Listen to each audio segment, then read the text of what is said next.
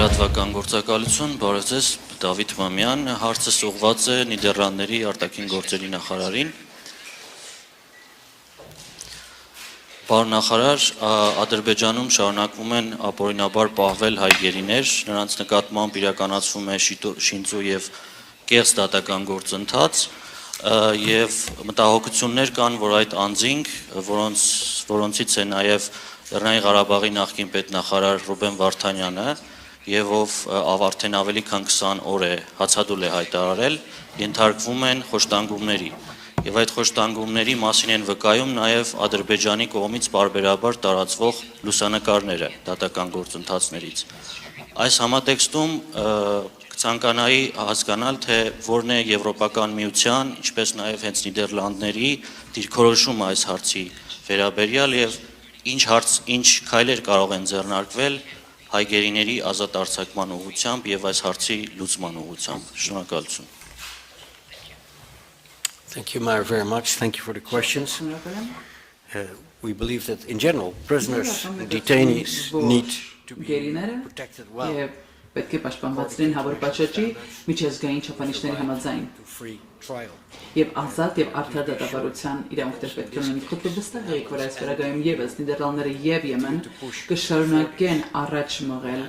այս հարցը, մեր ուշադրությունը սևեռում ենք այս հարցի վրա, նաեւ Բրյուսելում կա այս հարցը բարձրացված եւ սա մի բան է, որ մենք իսկապես կշարունակենք սրա յետևով կանգնացնել արդար դատավարություն եւ արդար իրավունքներ վերաբերող բոլորին։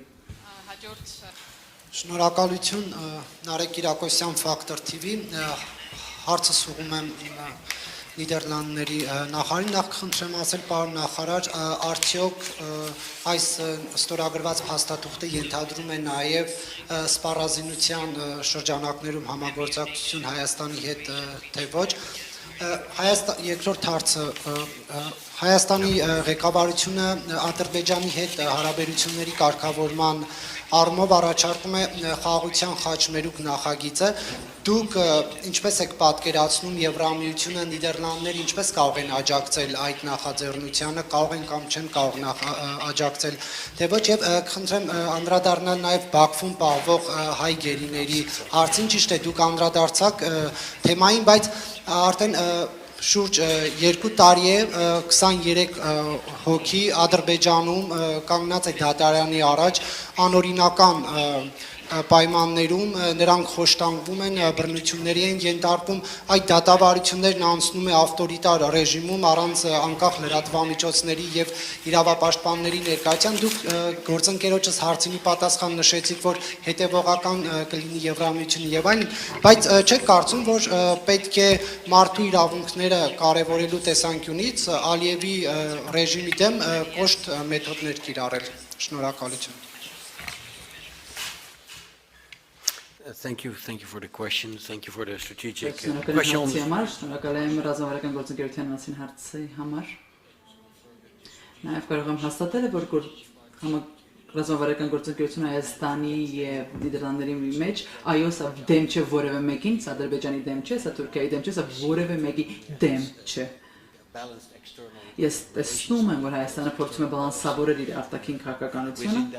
եւ այդ համատեքստում է, որ մենք ուզում ենք բարձրացնել երկու երկրների միջև մեր համագործակցությունը, ուստի բարձրացնելով մեր համագործակցությունը Հայաստանի եւ Եմենի միջև, սա եւս կհանգեցնի դրան բնականաբար, որ մենք անդամ երկրներից մեկն ենք։ Սա ռազմական զինամթերքեր որևէ կետեր չունենք։ Մենք շատ այլ կետեր կան, որոնցով կարող ենք ամրապնդել մեր հարաբերությունը ունենք տնտեսական ոլորտում, արտաքին քաղաքականության զանազան դրույթներ կա, որոնք կարող ենք ամրապնդել մեր հասարակությունների միջև կապերը կարող ենք ամրապնդել, բայց այստեղ ռազմական համագործակցություն չի ենթադրում, ոչ էլ սպառազինության հետ որևէ կապ կա։ Մենք սատարում ենք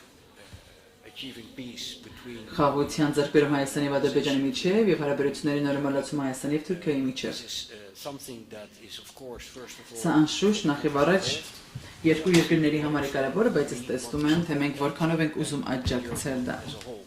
Եվ Եմեն եւս սա ուզում է աջակցել, որ սա շատ կարևոր է։ Եմը հարևանության շրջանակներում մենք տեսնում ենք հույսի շողեր, տեսնում ենք այս իրարանցման մեջ, այս միջազգային զարգացումների իրարանցման մեջում տեսնում ենք հույսի շողեր Եվ դրական հորիզոնների հույս նկատելի է կարծում սա շատ լավ պահ է մեկ քայլ առաջ գնալու եւ տեսնելով թե որքանով է կամենում ՀՀ կառավարությունը առաջ գնալու ասացությամբ որը մենք մեծապես քաջալերում ենք եւ քաջալերում ենք Ադրբեջանին եւս քաջալերում ենք Թուրքիային եւս շարունակելու իրենց քայլերը դեպի Հայաստան կանոնավոր կարգելու ավելի կարգավորելու կարծում սա տարածաշրջանի բարգավաճման համար լավ քայլ կլինի եւ ընդհանուր առմամբ ինչպես նաեւ Եվրոպայի ինչ վերաբերում է գերիների հարցին կարծում ընդհանուր առմամբ պատասխանել այդ հարցին խնդրում եմ վստահ եղեք հավաստիացնում եմ ձեզ որ Նիդերլանդներից եւ ԵՄ-ի կողմից մենք կշարունակենք մեր ուշադրությունը սևեռելու այս հարցի շուրջ եւ շարունակում ենք հավատալ որ գերիները պետք է վարվեն լավ եւ արդար դատավարության իրավունքները նրանց պետք է պահպանվեն այս հարցը մենք այո կշարունակենք բարձրացնել նաեւ Բաքվում